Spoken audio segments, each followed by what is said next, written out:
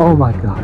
2 मई of 2011 Pakistan का Abbottabad that Osama bin Laden really was hiding at this $1 million compound in Pakistan, अंधेरी रात का वक्त when the CIA focused heavily on bin Laden's use of couriers to communicate. आसमान पर बादलों की मोटी परत, हवा में अजीब तरह का ठंडक, एक बड़ी सी कंपाउंड की 4 दीवारी के अंदर एक लाइट जल रही थी। बाहर बिल्कुल सन्नाटा था, लेकिन अंदर कोई सोच भी नहीं सकता था कि मौत की हवा तैर रही है। दूर आसमान में बिना कोई रोशनी के ब्लैक हॉक हेलीकॉप्टर उड़ता हुआ परछाई की तरह पाकिस्तान की सरहद पार कर चुके थे। उन हेलीकॉप्टर्स के अंदर बैठे थे अमेरिकी नेवी के सबसे खतरनाक 23 कमांडोज और उनके आंखों में सिर्फ एक ही नाम था, Osama bin Laden. The United States has conducted an operation that killed Osama bin Laden, the leader of Al-Qaeda.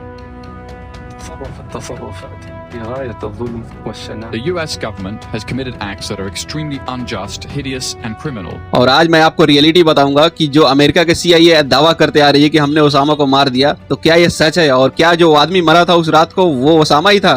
क्या अमेरिका ने दुनिया को कुछ बड़ा राज दिखाने से छुपा रहा था? क्या अमेरिका ने पूरी दुनिया को कोई झूठ दिखाया? और क्या अलकायदा और CIA से कुछ डील हो गई? जो CIA ओसामा को मारने की दावा कर रही थी, वो CIA खुद लोगों से पूछ रही थी कि क्या यही ओसामा है जो जिसको हमने मारा है? और ये सब पता चलेगा जब थोड़ा पीछे जाके पूरा स्टोरी समझेंगे तब। ये कहानी शुरू होती है 1957 में सऊदी अरब के एक रियाद शहर से, जहां पर एक बहुत ही अमीर और ताकतवर परिवार में एक बच्चा पैदा होता है। उसका नाम ओसामा बिन मोहम्मद बिन अवद बिन लादेन रखा जाता है। और ओसामा के पिता, जिनका नाम मोहम्मद बिन लादेन था, वो अरब दुनिया के सबसे बड़े कंस्ट्रक्शन डीलर थे। उनका दबदबा इतना था कि जो मक्का मदीना से लेकर जितना भी पूरी अरब कंट्रीज के अंदर जितना भी कंस्ट्रक्शन की काम होती थी, पूरी उनकी ही कंपनी डील करती थी। और शाही परिवार से लेकर सब जगह उनकी ही चलती थी। और लादेन के पास ना तो दौलत की कमी थी और ना ही तो किसी चीज की कमी थी। वो इसीलिए कई अलग अलग पत्नियों से शादी कर रखा था और उसके टोटल 54 बच्चे थे।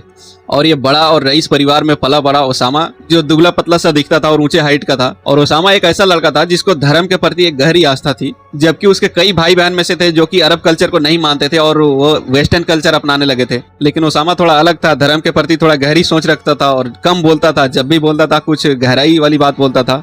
स्कूल में पढ़ाई के साथ साथ घुड़सवार, दौड़, ऊंट दौड़, इन सारी चीजों का शौक थोड़ा ज्यादा था उसमें। और 1970 में किंग अब्दुल अजीज यूनिवर्सिटी में एडमिशन ले लेता है और यहीं से उसकी जिंदगी का टर्निंग पॉइंट स्टार्ट होता है। और यहाँ उसका मुलाकात होता है कई ऐसे कट्टरपंथी शिक्षक जो थे, जो कि दुनिया में क्या चल रहा है और इस्लाम के साथ क्या हो रहा है, इस्लाम का क्या है, ये सारी चीजें मतलब बताते थे, पढ़ाते थे। और वहीं से ओसामा के दिल में ये भर दिया जाता है कि पूरी दुनिया में जो चल रहा है, जो भी कुछ यहाँ पे, इस्लाम बहुत ही ज्यादा खतरे में है और दुनिया के हर एक मुसलमान का ये फर्ज है कि वो जिहाद करे, इस्लाम के दुश्मनों को मारे। और अब ओसामा के दिल में ये सोच धीरे धीरे और बड़ा होता चला गया, गहरा होता गया। और अब आता है 1979, जब सोवियत संघ ने अफगानिस्तान पे हमला किया। और ये ओसामा के लिए एक बुलावा था। ओसामा को लगा कि ये जो अफगानिस्तान है, ये जो मुसलमानों की जमीन है, और यहाँ पे जो सोवियत संघ, जो आज के जमाने में उसको रूस बोलते हैं, और ये जो सोवियत संघ था उस टाइम पे बहुत बड़ा था, बहुत बड़े एरिया में था। तो उसको लगा, ओसामा को लगा कि ये अफगानिस्तान को एक झटके में मिटा देंगे ये लोग, और अफगानिस्तान मुस्लिम कंट्री है। तो ओसामा अब अफगानिस्तान को बचाने के लिए अफगानिस्तान जाने का फैसला कर लेता है।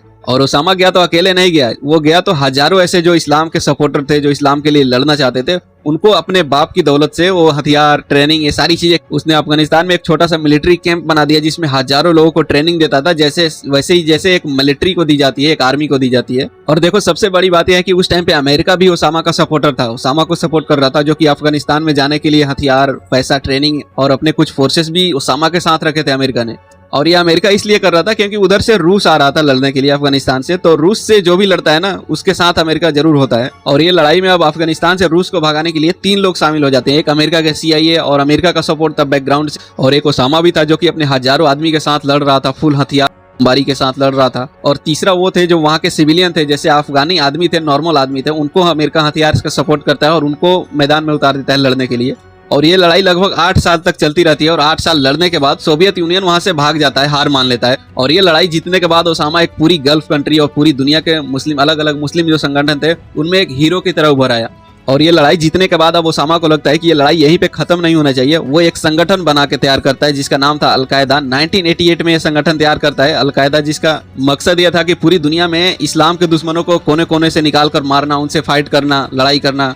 ये एक ग्लोबल जिहादी नेटवर्क था। और ये संगठन ऐसे ही चलते रहता है, ये दुनिया के अलग अलग जगहों पे जहाँ पे लगता था इनको कि इस्लाम खतरे में है, ये वो जो भी है, तो अलकायदा के जो भी जिहादी थे, ये लोग जाकर वहाँ करते थे, फाइट करते थे। लेकिन 2 साल बाद जब खाड़ी युद्ध के दौरान अमेरिका सऊदी अरब के अंदर अपनी सेना उतारता है, तब ओसामा की नजर अमेरिका के ऊपर जाता है और उसको लगता है कि ये जो सऊदी अरब जो ये मुसलमानों की सबसे पवित्र भूमि है, धीरे धीरे अमेरिका इसको अपने कंट्रोल में लेना चाहता है। तो अब ओसामा का सबसे बड़ा दुश्मन अमेरिका बन जाता है और अब ओसामा अमेरिका के खिलाफ खुल के जंग करने का ऐलान कर देता है अलकायदा कमेटी को। 1992 में सोमालिया में अमेरिकी सेना पर हमला कर दिया। फिर 1998 में केन्या और तंजानिया में अमेरिकी दूतावास बम बरसा दिया और ओसामा अमेरिका के खिलाफ इतना गुस्सा हो गया था कि हर जगह अमेरिकी सेना को मारने लगा।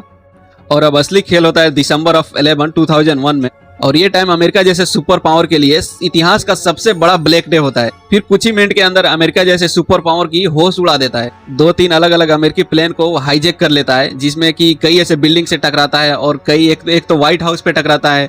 और ओसामा ये सब जानबूझकर एक ही साथ हमला कराता है अलग अलग जगहों पे। अमेरिका के बड़े बड़े व्हाइट हाउस टावर पे कई ऐसी बिल्डिंगे गिरा दिया, बम धमाके से अमेरिका धुआं कर दिया अमेरिका को, जिसमें अमेरिका का बहुत बड़ा नुकसान हुआ और 3000 से ज्यादा लोग मारे गए, अमेरिकी लोग मारे गए। और अब अमेरिका का सबसे बड़ा दुश्मन ओसामा ही था। और अब अमेरिका अफगानिस्तान को बोलता है कि जितना जल्दी हो सके ओसामा को हमारे हवाले कर दो, नहीं तो हम अफगानिस्तान पे अटैक करेंगे। अफगानिस्तान ये बोलता है कि अभी कोई प्रूफ नहीं हुआ कि ये हमला ओसामा ने ही करवाया है, अगर ये प्रूफ हो जाता है तो मैं आपको लीगली ओसामा को आपके हवाले कर दूंगा। और ये सब अभी चल ही रहा था, तब तक अलकायदा संगठन के लोगों ने ओसामा को पाकिस्तान में एक आर्मी बेसिस थी, जहाँ एबटाबाद के वहाँ पे आर्मी की बगल में ही आर्मी बेसिस थी, उसी के अंदर एक अलग जगह पे कंपाउंड में, एक बड़ा सा कंपाउंड में ओसामा को लाके छिपा देते हैं। और अफगानिस्तान अमेरिका को बोलता है कि ओसामा यहाँ पे नहीं है, अगर आपको लगता है कि यहाँ पे है तो आप खुद आके उसको ढूंढ लो। और उस दिन से अमेरिका के जो CIA होती है ओसामा को पूरी दुनिया में ढूंढने लग जाती है। और 10 साल तक अमेरिका का CIA पूरी दुनिया में ओसामा को ढूंढते रहती है, लेकिन कहीं कुछ पता नहीं चलता है।